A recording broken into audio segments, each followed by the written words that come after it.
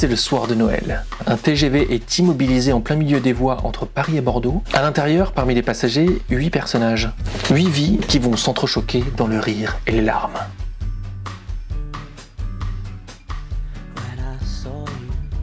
Cette année, Carnage s'associe avec la compagnie de la roulotte pour produire une pièce de théâtre. Ça s'appelle Tout vient à point, c'est écrit par Nicolas Albrespi et j'ai l'immense joie de la mettre en scène. Mais pourquoi faire du théâtre alors que vous faites du cinéma, me direz-vous? Mais parce que mon ami, le théâtre c'est une aventure vivante complètement folle. Tenez par exemple, il nous est arrivé un truc totalement pas banal. Donc on bossait sur cette pièce depuis septembre, tous les jeudis, tranquillement, on bâtissait progressivement ce spectacle. Et donc arrive le jour de la première. À la première, il y a à peu près 70 personnes, on a réussi à remplir la salle, on est très content, il y a du monde, l'ambiance est électrique, on est en feu, les comédiens sont en feu, ils sont tendus, ils sont stressés, ils sont beaucoup trop tendus. Beaucoup trop tendus. Alors le trac, la nervosité, c'est très intéressant, mais là c'est vraiment trop. Bon, tant bien que mal, on ferme les rideaux, ils vont sur scène, on fait rentrer les gens, la pièce commence et tout va beaucoup trop vite. Alors bizarrement, ils jouent très bien, ils jouent même beaucoup mieux que tout ce qu'ils ont fait toute l'année en répétition, c'est assez fou. Mais ils vont trop vite, ils bafouillent un petit peu leur texte, alors les intentions sont là, les intentions sont bonnes, mais le texte file à toute vitesse. On arrive à la scène 5, au bout de 20 minutes à peu près. Et dans la scène 5, il y a 2 comédiens, JP et Léo.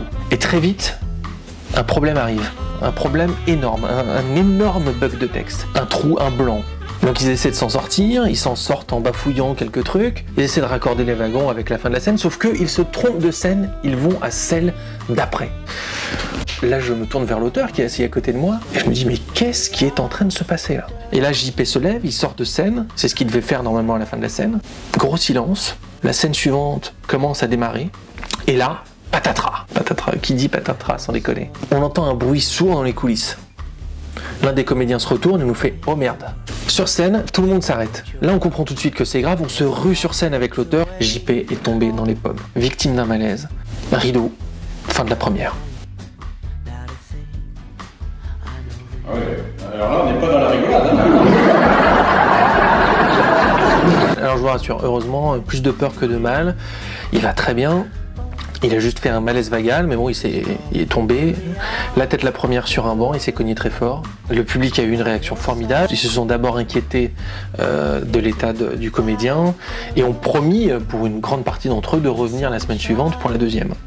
Commence alors une semaine absolument terrible. Car oui, nous rejouons le jeudi suivant et pendant 7 jours, c'est l'angoisse de se planter à nouveau. JP, le comédien qui a chuté, est touché moralement, le reste de la troupe aussi. Quant à moi, je commence à me demander ce que j'ai pu rater.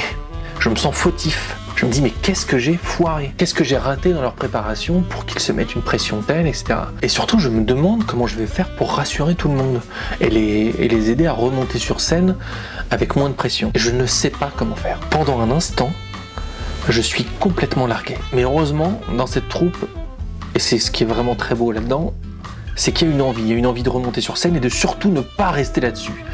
Et cette envie, elle vient déjà du comédien qui est tombé, qui est dans les premiers à nous dire il faut surtout pas rester là-dessus. Vraiment, il faut pas rester là-dessus, il faut se tourner vers l'avenir. Et donc on se tourne vers l'avenir collectivement. Et collectivement, on se remet à travailler. Et le jeudi suivant, devant 110 personnes cette fois, ils remontent tous sur scène. Tendus certes, mais déterminés. Et en groupe.